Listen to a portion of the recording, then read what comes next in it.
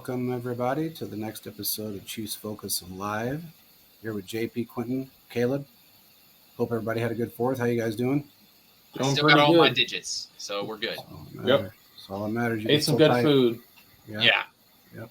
Ate some good food, drank some good beer, still got all 10 fingers. That's all that matters then. That's and all nothing that burned matters. down. Really? And you guys had no fires? And nothing. Not that I saw. What's up, dude? We got Arrowhead News and Rumors report on. We know who that is. We had 25 fires here, houses, and a couple fields that caught on fire. But that's kind of to be expected in the desert when people use on a horse with no name. Yeah, they use fireworks here that we all love and enjoy, but you really can't use them in a dry ass desert. So that's fine. Kind of is what it is, but we did get to see something. And if anybody that comes to Vegas, you got to check it out. It's called the Sphere.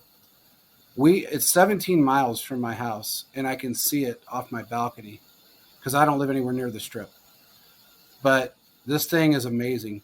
It's the largest LED screen sphere in the world, and the clarity on it is phenomenal. We got some images of it, and it was just amazing. Probably the coolest thing I've seen in a while that they've done here, because they haven't done too many cool things in Vegas for a long time. But that's very cool. So if anybody gets a chance to check it out, it officially opens in September, but they did a 4th of July thing, and man, the clarity is amazing.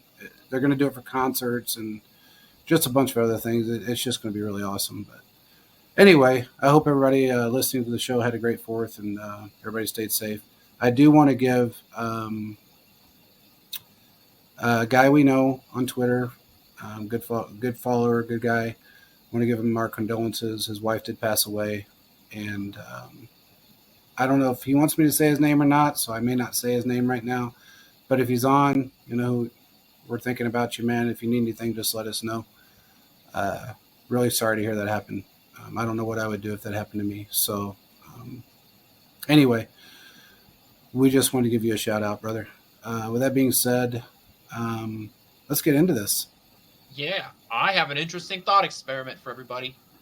I was using the old noggin, which doesn't happen that much, but when it works, it puts it in extra gear. So we know that Travis Kelce is the best tight end in all football. There's no real argument anymore. And anyone who disagrees, you just don't have a real argument anymore. And you don't know football. I don't know. I don't know what to say because a couple years ago we had that George Kittle, Travis Kelce, Mark Andrews, Travis Kelce, Darren Waller, Travis Kelce. Notice that there's always one specific guy. So exactly. I'm done having the conversation of who's the best tight end in the NFL. It's Travis Kelce. Everybody's fighting for number 2. Yep. Okay? Yeah. Let's just move on with our lives. We can all agree there. Yeah. But, hey, and real quick, my second, and I'll still say this to this day, my second favorite tight end in football today that's actively playing football right now is Mark Andrews. I think he is the second best tight end in football right now. Yeah. So that's just my take on him. And then that made me think, okay, all-time tight ends, I think that, he probably needs to put up a few more, decent years of yards. But I think you can eventually have the argument that he's over Shannon Sharp and Antonio Gates, Tony Gonzalez, right? I think that's a real conversation that we can have. And I even think now, the fact he's had all these years of 1,000 yards in a row, right? He's putting up all these crazy numbers. He has 2 Super Bowl rings, right? All these things, you could really make an argument that he's the best tight end of all time. But I think that's a conversation post-retirement. Right? I agree. All of this leads me to the conversation of where does he rank among current receivers? Okay. Because we know he's the best tight end, but receivers obviously includes wide receivers. And he puts up wide receiver numbers. And every time we talk about the Kansas City Chiefs wide receiver room, we always have to include Kelce because he's such an important part of the receiving core here in Kansas City. So I have some stats, but before we get into the stats, I just want you to hear, where do you think ballpark he falls in right now before we get into any of the numbers? And anybody that's on the I'm Good. genuinely curious. Yeah, get in the comments. We want your comments as well. I would honestly, when you look at it all together, I would give Kelce top 3. And the reason why I say it, because I obviously think there's some receivers better than him, but I think he is, besides everything that's gone on, he has basically the lone tight end that can pretty much do it all. You can line up anywhere. He can be in the slot, he can be in the X, the Y, the Z. He can do many different things. And because of that, what we see with Kelce, over time, he's progressed and has done really, really well. He's done great with Alex Smith. He's done great with Chase Daniels, Nick Foles, and with Mahomes. Just basically the roof has been blown off. And what we can't forget Chad Henne.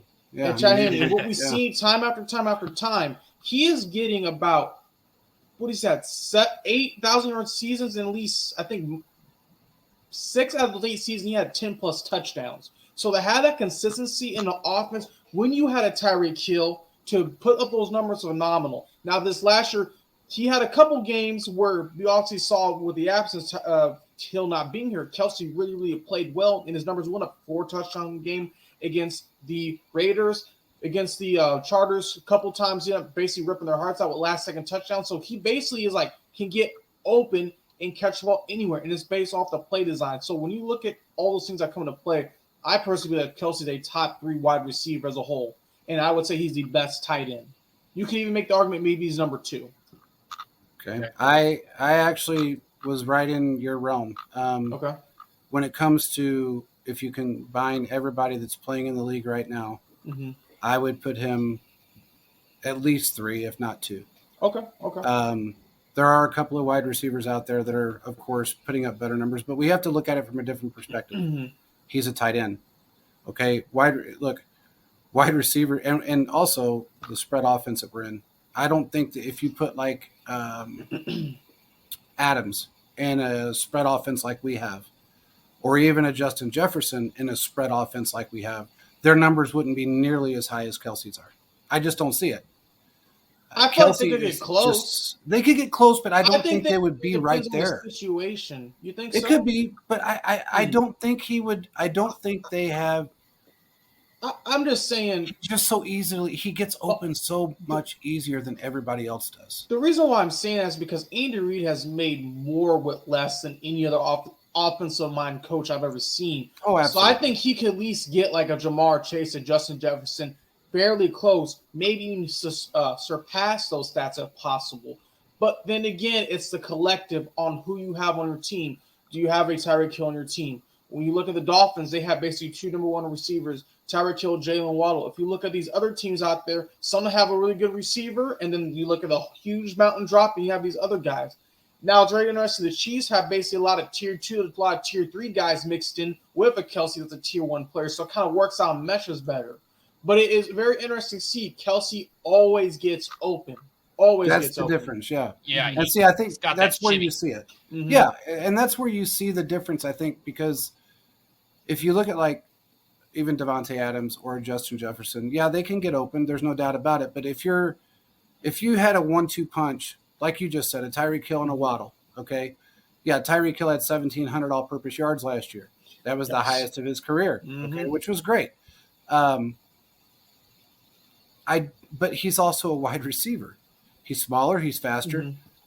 If you are looking at tight ends as a whole, it's also a scheme matchup, though. I feel it like is. Kelce's been put in so many great positions. If you look at some of the Kelce's touchdowns in the plays where it mattered the most, it's just misdirection. Everyone's running to the left. Sorry, everyone's running to the right. Kelce's running to the left.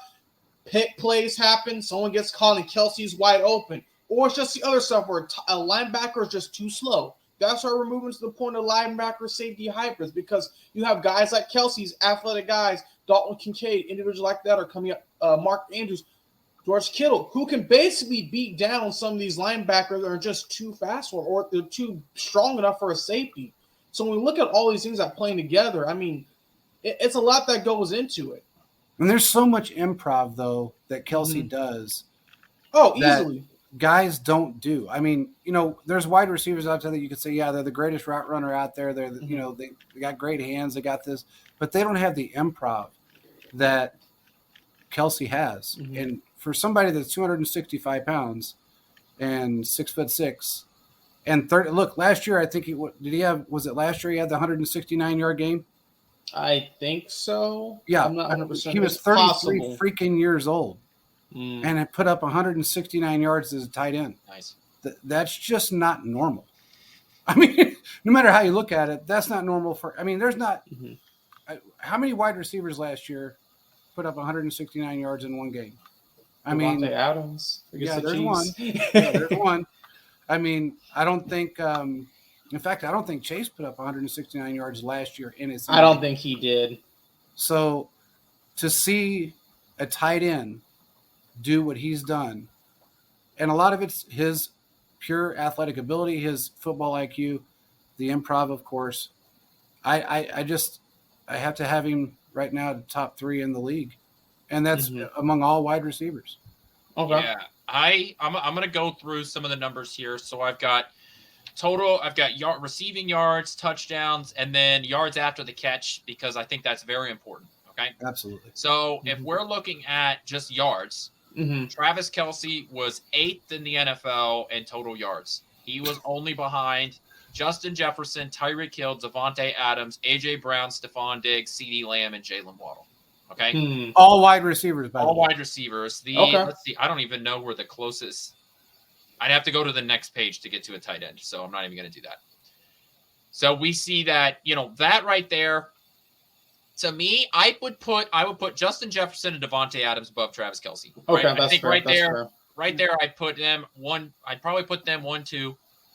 And then that's when I think the conversation about where Travis Kelce fits in. I could see the argument of putting Tyreek Hill and Jamar Chase in front of Travis Kelce. I could see it, and I wouldn't freak out if somebody decided to do that.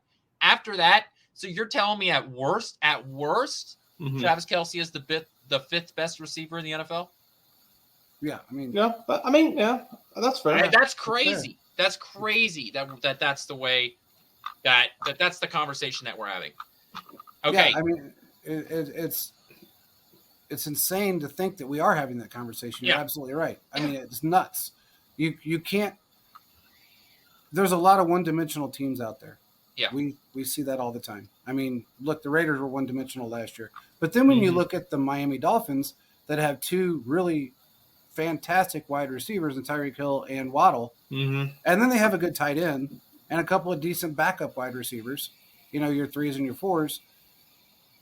For Kelce to come out and play with rookies, 1-year or first-year guys with our team, and to still put up those kind of numbers, and to be able to get open when nobody else can get open, I don't know, man. I agree. I think the only 2 right now that are better than him are Justin Jefferson and Devontae Adams. I agree with that statement. So then let's look at touchdowns, right? Travis Kelce was 2nd in the NFL in touchdowns, in receiving touchdowns, only behind Devontae Adams. Devontae Adams had 14. Travis Kelce had 12. The other guys that are behind him that were at 11 touchdowns were A.J. Brown, Stephon Diggs, and George Kittle.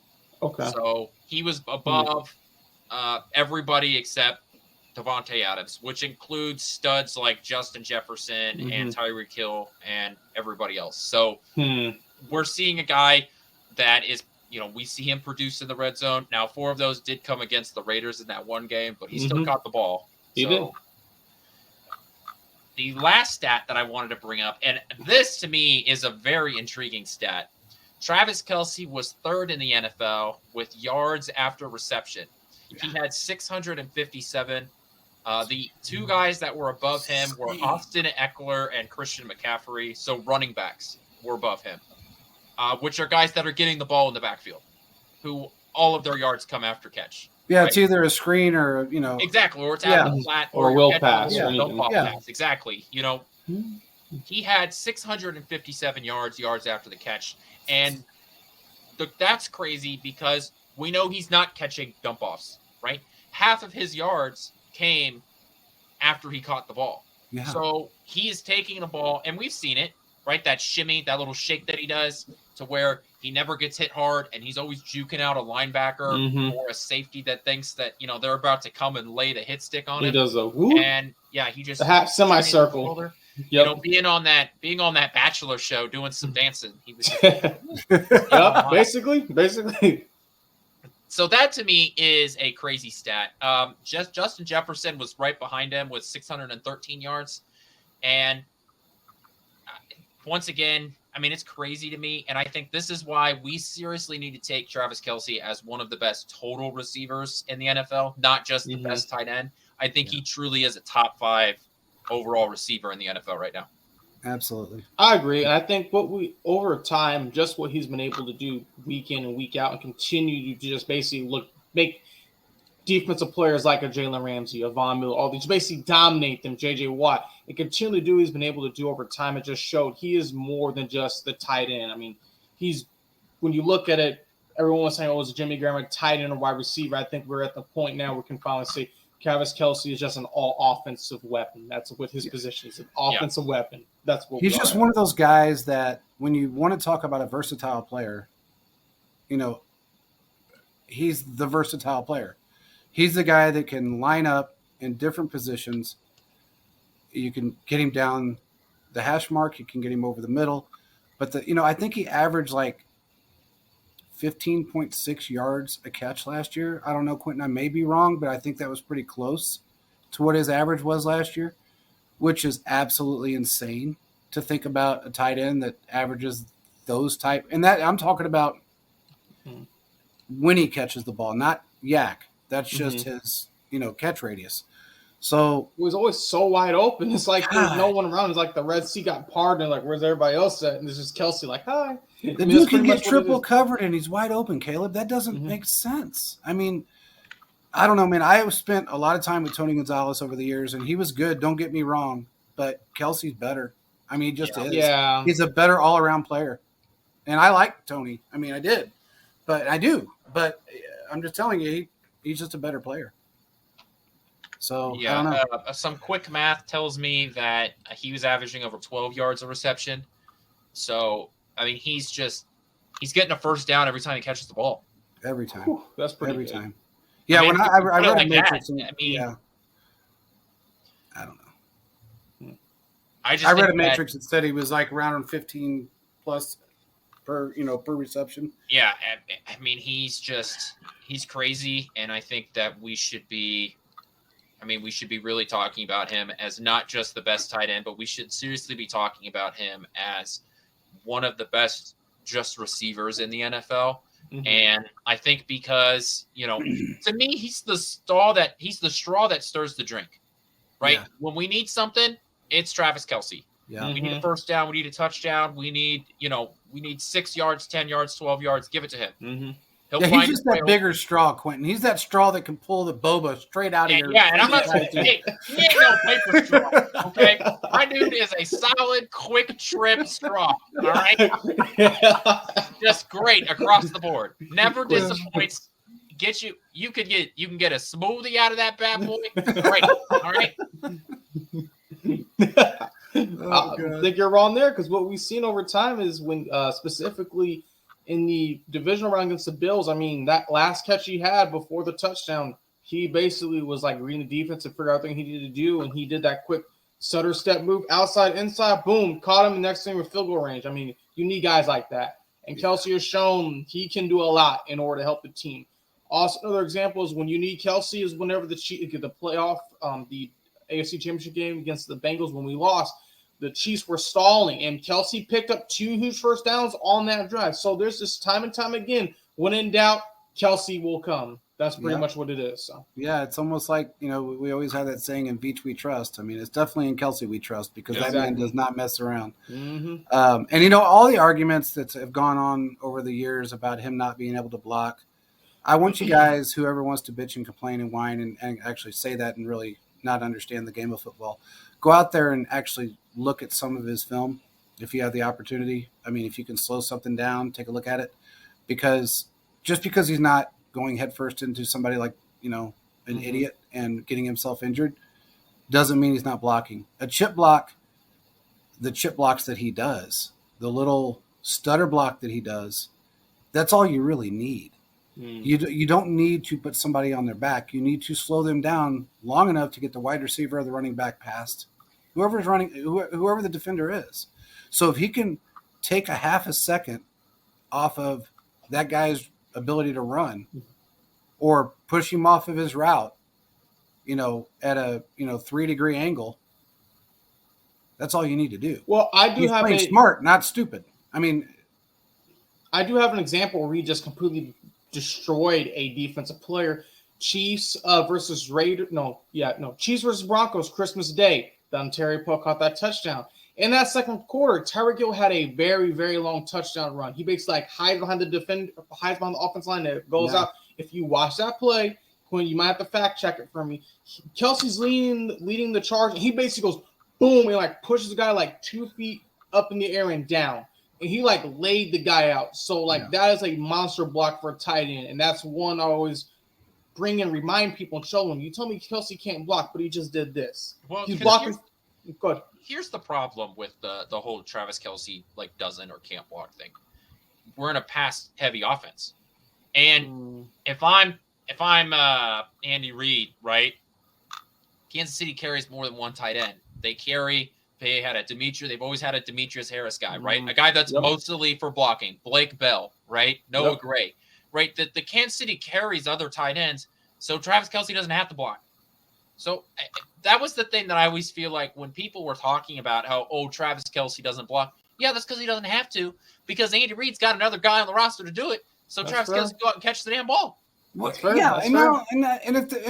the play is designed for someone else, which there's a lot of improv that goes on with the Chiefs, we all know that. But if the play is designed for someone else, or if it's a running play, he does block, and he does it in a way that he's not going to get himself injured, and he's done that for a very long time. That's why his longevity is there. And anybody that wants to say he's going to slow down next year, I'm going to tell you he's not. I don't believe he's going to slow down. You may see him slow down the year after a tad bit. This season coming up, he's not slowing down. He's in phenomenal condition. He keeps himself in phenomenal condition. He loves the game. He doesn't want to leave it. So why put yourself in a position to be hurt? Yeah. He's only had one major injury his rookie season. He did injure himself in 21, I believe it was, with his wrist injury. Yeah, he had wrist injury. Yeah, and wrist and forearm tendon, nerve damage a little bit, but he's never really had a significant injury. The worst thing he's had since 13 is COVID. When you really think about it, that's what's kept him out of games. So he played through every one of the games that he had that wrist and forearm injury. He played through, and he actually made some phenomenal catches. So, and he was actually blocking as well. People remember I remember specifically on the right hash mark, he blocked a guy and blew him into the bench, and he blocked him with that bad arm. So, people can say what they want, but he's the best tight end in football, and I think right now there's an argument that he's the best that's ever played the game. Yeah, just simply because of all of his attributes, not just touchdowns or yards. You could take stats and stick them straight up your ass if that's what you want to argue about, because you got to put everything else into perspective when it comes down to how someone plays the game. And you could take every tight end from Antonio Gates, Tony Gonzalez, Mark Andrews, George Kittle, all these guys that have played over the years. We had a couple of great ones, don't get me wrong, but nobody has the complete package that he has. From his athletic ability to his football IQ, and the fact that he's just so damn elusive. I don't any no other way of saying it. When you can have three guys that are defending this man, and he still is able to get open and still have yak, is beyond me, because there's so many wide receivers out there that can't do that, and that are considered high-level wide receivers. They can't do that. He does, and he still avoids getting hit hard. He knows when to go down at the right time, just like J.J. Burton. Absolutely. There you go. Hit the nail on the head. He has that sixth sense that J.J. had. J.J. can feel him coming. He knew when to get down, and he did. And like we've talked about before, the hardest hit J.J. ever took was Christian Okoye in practice, and I watched it happen. So it's just, you got to know, you got to have that instinct, and he has every bit of that. Was he a little reckless at the beginning of his career? Well, yeah. I mean, did he do a few crazy things? Yeah. I saw on the feed a couple days ago whenever they were playing against the Jaguars, and something happened. I think the defender was holding him, and Kelce was like, you know what, and like fussed at the ref, and the ref threw a flag, so he threw his towel up. Yeah, yeah. That was during the Pittsburgh playoff game, wasn't it? No, that was it was the Jaguars game. It was a Jaguars game. Okay. Yeah, I remember that. But that was a great moment, Quentin, where he went off. Yeah. Oh God. Yeah. He's now, like now Andy Reid was pissed about it, and he got I think Travis Kelce's talked about it on his podcast, about how he got a stern talking to Andy Reid about that. But looking back at it, yeah, that's pretty funny. It was. It is. And what I love the fact is that when, all these guys like Patrick Mahomes and Travis and all these guys, they say, well, when Big Red gives you the eye or he gives you the stern talking to, it's not the coward talking to. It wasn't the EB style of talking to. It wasn't the old school coaching. It's Andy, or the John Gruden. It's the Andy saying it in a way that you understand it, and they have so much respect for him because of the way he approaches it and the fact that they know he's serious without being a jack off about it. Well, and that's the funny part. Remember in the AC Championship game when Kelce was trying to allow the ball twice, and I think on a podcast, he was leaving the field, and Andy just looked at him with that look. He's like, "Okay, I won't do it again," because he almost fumbled the second time. So I mean, it happens. It happens, but it just shows you the relationship. He just gives you that look, and you're like, all right, I won't do that again. So yeah, I love the fact that our coach has such a great relationship with every player, and he does so much to. It's there's Chiefs Live. What's up, bro? I think what makes Andy in my opinion, the greatest head coach of all time is the fact that he can relate to every single player and he understands how to relate to them from a psychological level. When you can relate to people in that manner and understand their mindset and how they think and then incorporate it into the game, they actually have a level of respect for you that no one else is going to have because he does that. He works so well with every player. It's not, it's not one player. It's not two players. Go talk to everybody that's ever played for him. They all say the same thing, except for one that was really talking about someone else, and he's kind of stupid for saying what he said.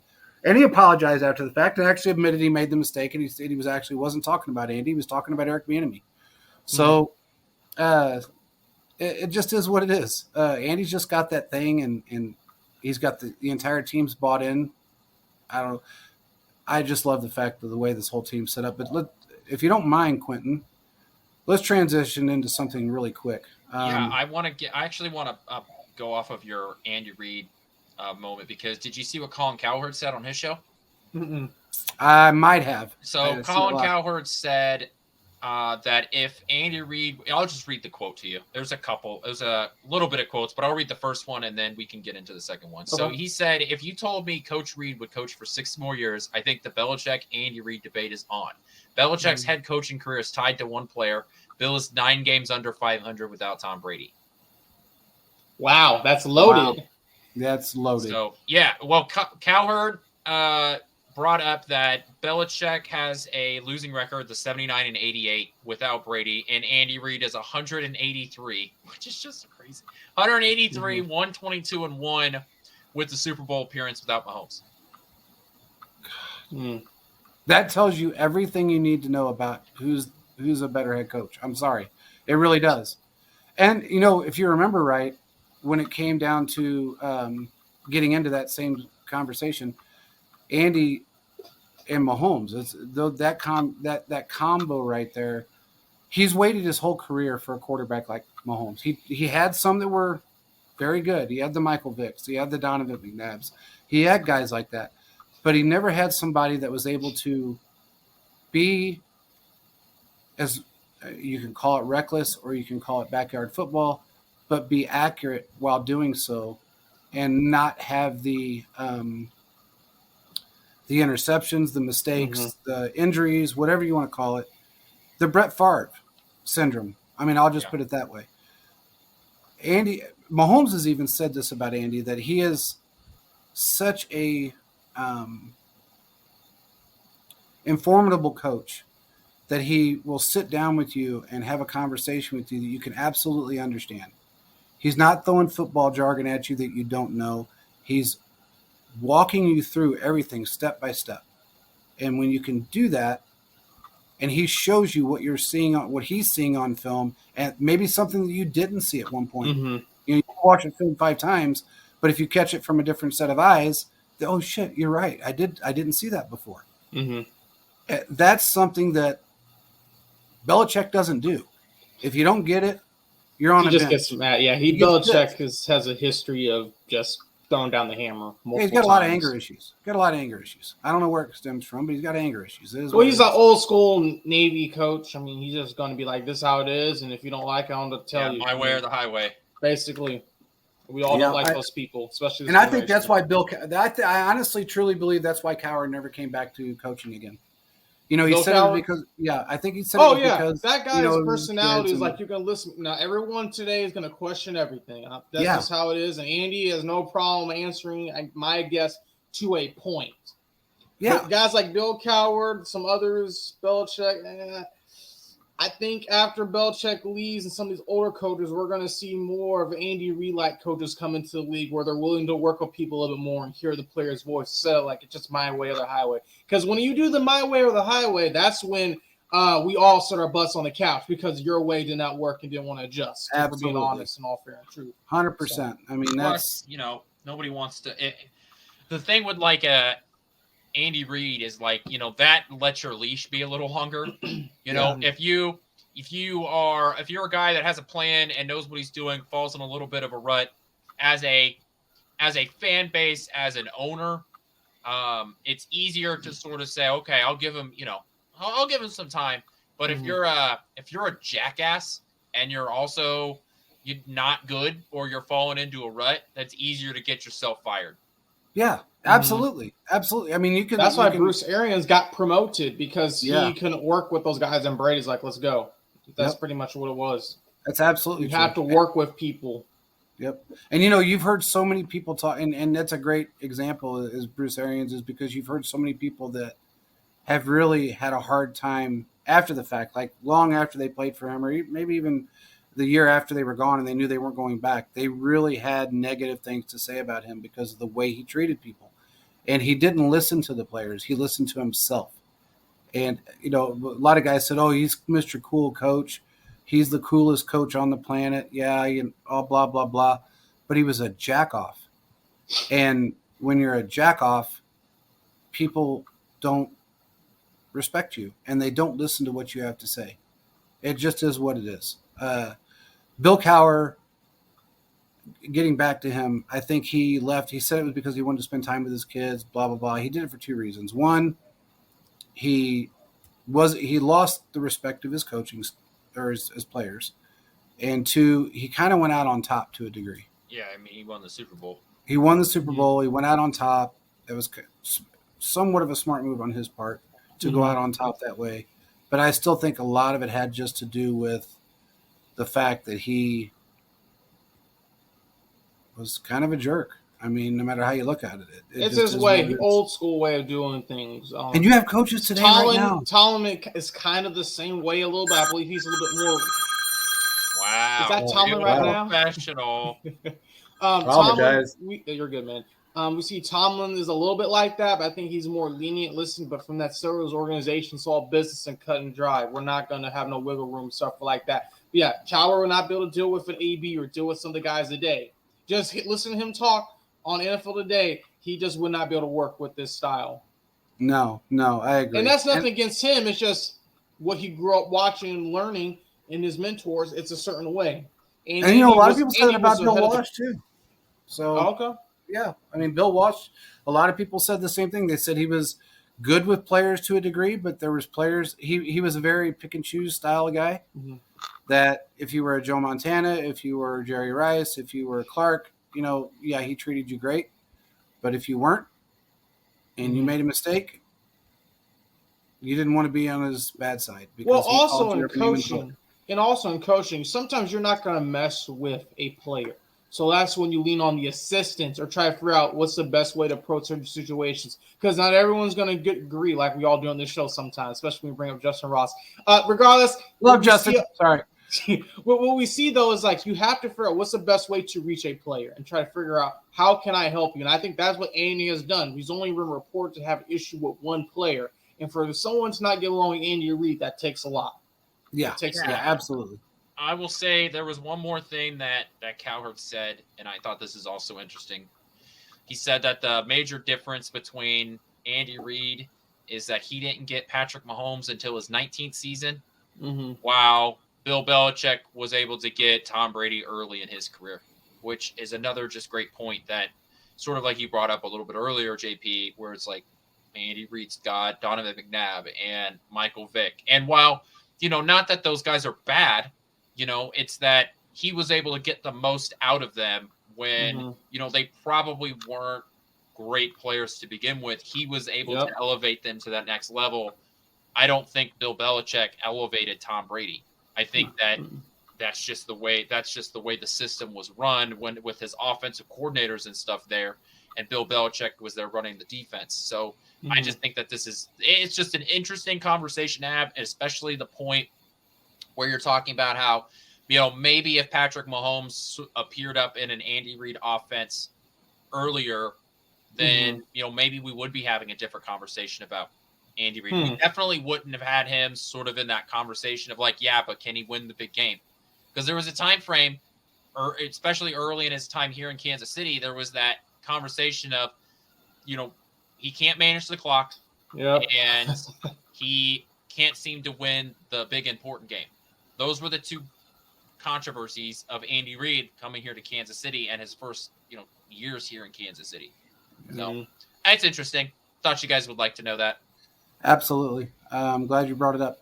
Let's transition really quick. Justin Reid, which I love the guy, and I think it was a great move bringing him in. But he said something, weirdly enough, to a Texans guy that we've had on our show, Aaron Wilson. He brought up the comment that basically talked about how it went, prior to coming to Kansas City and his start with everything. And this is the team that he actually wants to build and retire with a dynasty. And he wants to stay here. He doesn't want to go anywhere. He's happy with what he's doing. He wants to see this team be the dynasty that it can be and that it will be. And it's already started off to be. One of his comments basically it kind of alluded to the fact that money was not an issue. It was more or less him wanting to be the guy that you see with like a Travis Kelce or a Patrick Mahomes. But I'm getting paid very good money to play a game I love. And if I can build a dynasty with a team that I love where I feel comfortable, I'm not going anywhere. And I feel like he's serious about that. I don't think he would have said that basically a year and a half into his career with Kansas City on a decent contract if he didn't mean it. So I thought that was very interesting that he brought that up, and he brought it up to Aaron Wilson, the Texans beat writer, because I thought, well, that's kind of a kick in the teeth. But in the same aspect, he's not wrong. I mean, that kind of goes to show you the respect level that these players have once they're with Kansas City for a certain period of time. And you realize the grass is greener, and we actually do take care of our players and things like that. That's pretty much what it comes down to.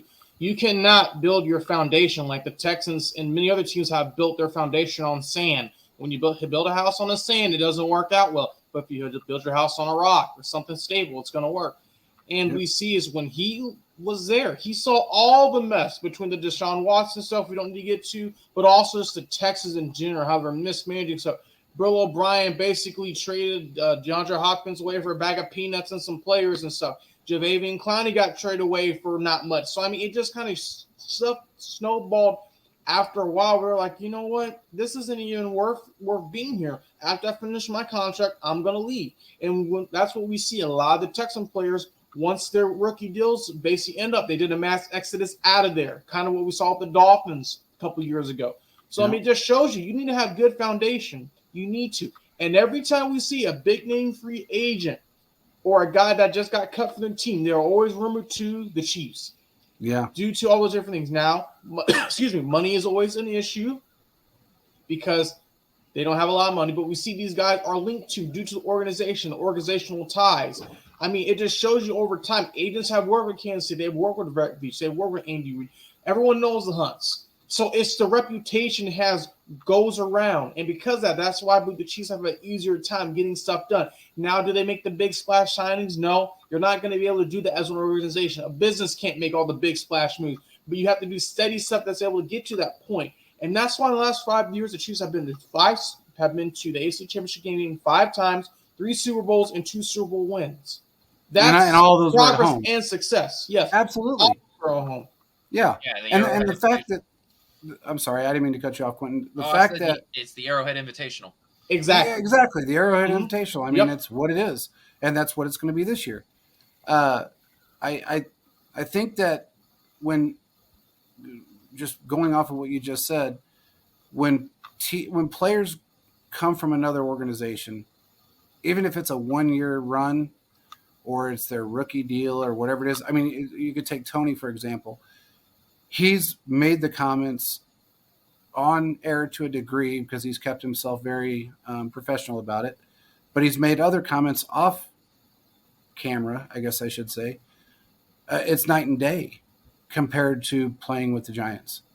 You know, I mean, from just not from a coaching standpoint, but from a medical standpoint, an ownership standpoint.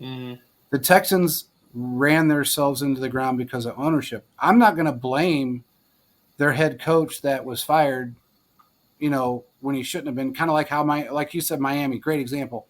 Bill O'Brien was an idiot. There's no doubt about it. He's probably sacking groceries somewhere. I have no clue what he's doing. He's the offensive coordinator for the Patriots. He is now, right? That's right. He is. Yeah. Okay, so they're gonna suck again. When he was with Alabama. Yeah, that's right. They're gonna suck again. I'm sorry, that was a mistake. But regardless, they're gonna suck again. Kind of reminds me of the Water Boy. Oh, we suck again. But if you look at like these coaches or these players that come from these organizations that have had horrible situations or horrible ownership, the Miami Dolphins are a great example. You cannot blame Brian Flores for the issues that their ownership caused. He was actually a very good head coach. He was shit on. So people know this. They're not stupid. That's why players said, I ain't playing here. Why the hell would I want to play here when I got an owner that's number one racist and wants us to throw games? And our head coach is flat out telling us, hey, by the way, this is what this idiot offered me personally, and I'm not doing it. So if you guys want to throw games, go do it somewhere else, because that's not what I'm about. When players leave a team like that and then they end up with a team like Kansas City, or even honestly the Pittsburgh Steelers, which is a stand-up organization. I mean, the Roonies have always been a great group. You know that you're going to a good organization. You know your front office has your back. And that's something that a lot of players don't get to see or enjoy, you know, when they get drafted. They just don't get that luxury.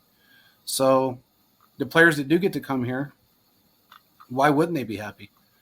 You know, going back to what you said, Caleb, we went through a stint where we couldn't get a wide receiver, and everybody said, "Why the hell would I sign with us? Yes. Why this? Why that?" Well, that player's gone now.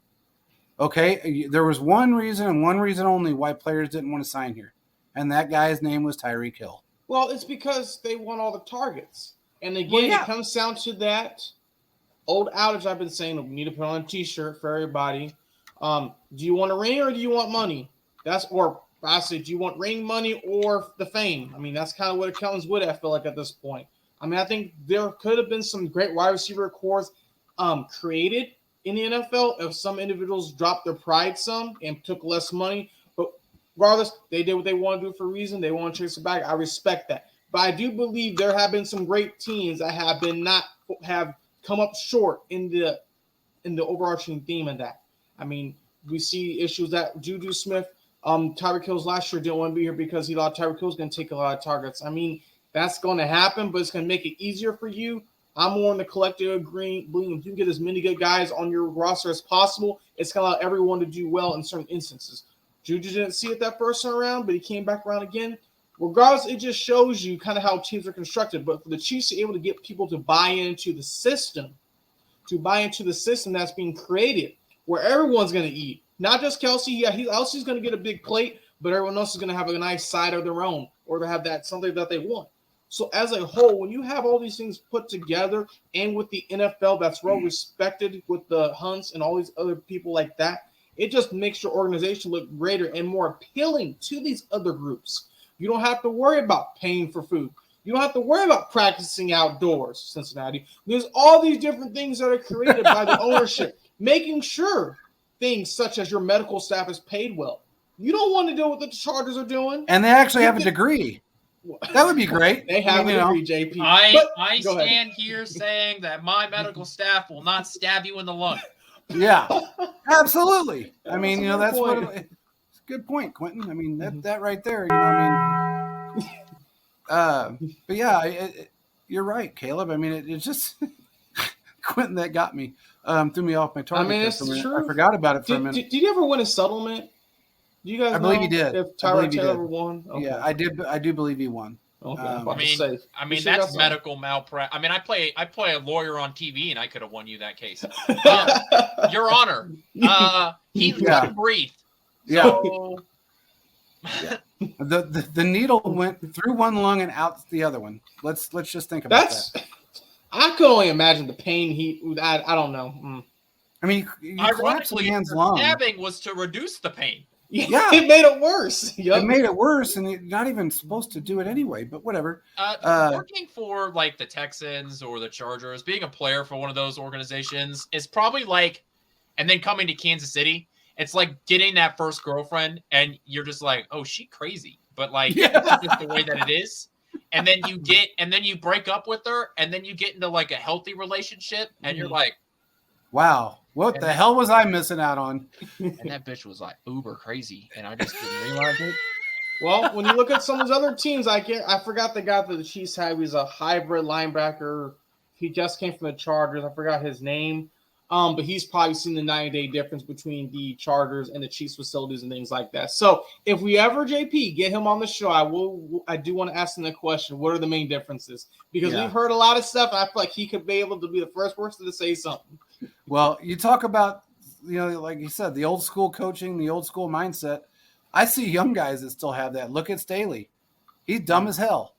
I mean, he's out there putting players out there with broken limbs and broken ribs and, got their eye jabbed out and all kinds of crazy shit. Oh, you ain't got no pads? I'm sorry. Go ahead. Go out in there and play.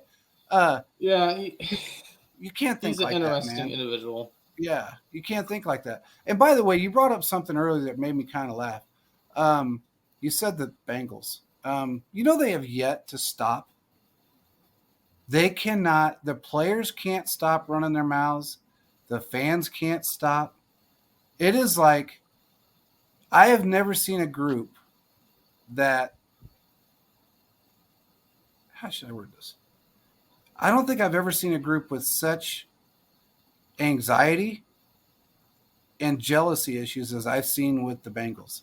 And their only rebuttal to everything is 1-3. That's their only rebuttal. Yeah. They're fans. They're players. It's one of those things where at this point, a Bengals fans talking, or did I hear something? No, I don't really care. Because I got two Super Bowl rings that are plugging up both my ears, so I don't have to hear what they have to say while they have that AFC championship ring. At the end of the day, a lot of these fans, there's a good amount of them, not all, but there's a good amount of them who are just trolling just to troll. At this point, they had that one victory in the playoffs against us and the two victories in the regular season. It is what it is at this point. I mean, I really don't care because it comes down to Super Bowls, and the Chiefs have 2, and the Bengals still have 0. So at the end of the day, the Chiefs are going to be fine. The Bengals fans are going to talk just because that's what they're going to do. So for all the Chiefs fans who get mad about that stuff, don't even bother to engage with them. Don't even say anything. Just let them be. Just Let throw them up a couple just faces let them and go it complain in the corner, because we're at the point where you can just say, I can't hear my 2 Super Bowl rings, block them or mute them and go on with your day. Because there's no point. They're just using rent free, and we don't have time. I don't have time And to in talk this with day and fans. age, I could use rent free. Yes. Yeah, definitely. They say our fan base is insufferable. Okay. Are you kidding me right now? Mm-hmm. I mean, yeah, we're happy because we went 50 years without having a run, and we are the actual dynasty in the NFL right now. Why wouldn't we be happy about that? But when you have fans that come at you, and honestly, the first 3 years, Caleb, the first 3 years, Mahomes is a 1-year wonder. How does that happen 3 years later? He's a 3-year Well, wonder. I guess if he's a 1-year wonder, guys, I guess next year's going to be even better if he's just going to keep upping what he's been doing. So you go back to back. That's a great 1-year wonder at this point. So, man, it's amazing to me the people that still actually think that there's better quarterbacks out there than him. But it's no different than people still believe that there's better tight ends than Travis Kelce. So, and we just let those people like, okay, if that's what you think, that is fine. I'm gonna go over here. I'm gonna enjoy me life and call it a day, because this point, the Chiefs are gonna do what they do. But hey, Quentin, really quick, I want to bring something up. You brought up Colin Cowherd, and there was something that he said after the. I can't remember if it was the Jaguars game or the Cincinnati game. I don't remember which one it was. The playoff game. He came on air, and I had never seen him so humbled in his life. And he, some of the words that he was using were just mind-boggling. But he said, if anyone out there that watches the game of football, that's coached the game of football, in any level, that understands anything about the game of football, and they don't believe that Patrick Mahomes is the best quarterback that's ever played this game, then you absolutely should not be watching football. And when he said, I was watching the show, and he went on for a good 15 minutes. That was just a glimpse of what he said about that segment of what he was going on about Mahomes.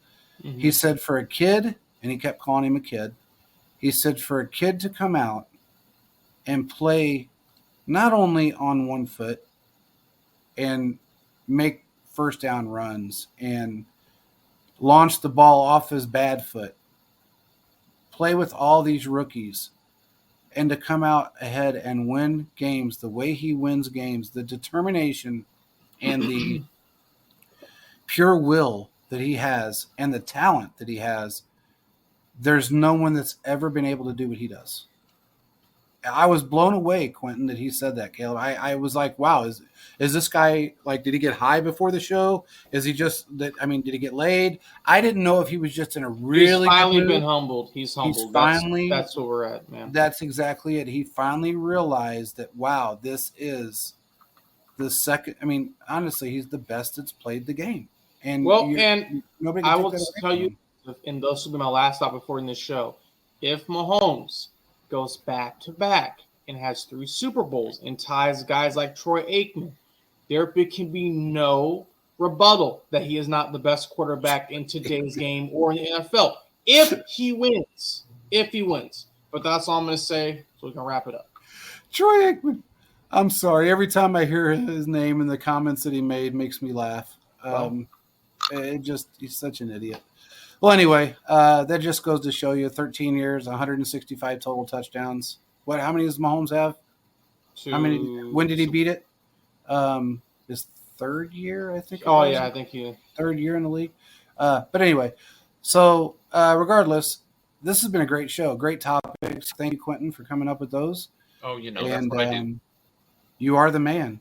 And by the way, this show was brought to you by Foco Sports. Go on ChiefsFocus.com. Check out the newest article. Now, I know it's not football season, but they have come out with a new Royals lineup of bobbleheads that are absolutely awesome. It's actually not just Royals, it's all MLB. So check them out. They also have some new Chiefs bobbles that have come out and also some new gear. So go on our website, check it out, and you can go on I think it's on our pin tweet still, and you'll get a discount for going on and putting in Chiefs Focus. Check out what they've got. It's all really cool stuff. And with that being said, we will talk to you guys on Tuesday. By the way, we are going to have a Miami fan. I didn't get a chance to tell you guys this.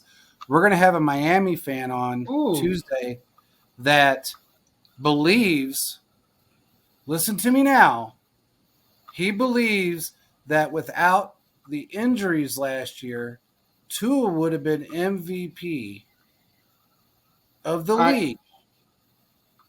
Of the league.